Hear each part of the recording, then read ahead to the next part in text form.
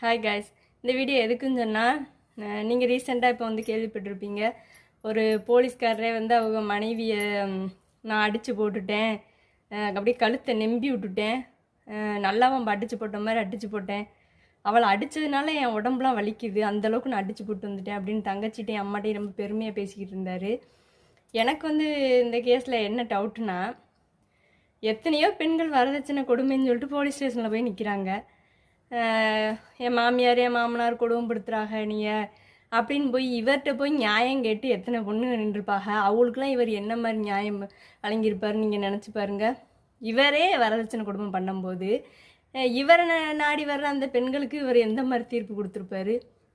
ஏன்னா இவரே மாமன் மாமியார்கிட்ட நகை போட சொல்லி பணம் கேட்டு அவளை கொடுமைப்படுத்துகிற இவர் வந்து அப்போ எந்த பெண்களுக்கு ஒழுங்காக நியாயம் கொடுத்துருப்பாரு சொல்லுங்க வைப்போம்.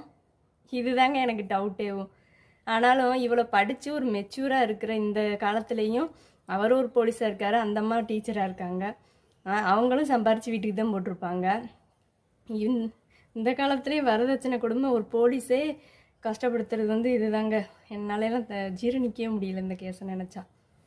நீங்கள் என்ன நினைக்கிறீங்கன்னு சொல்லிட்டு எனக்கு கமெண்டில் சொல்லுங்கள்.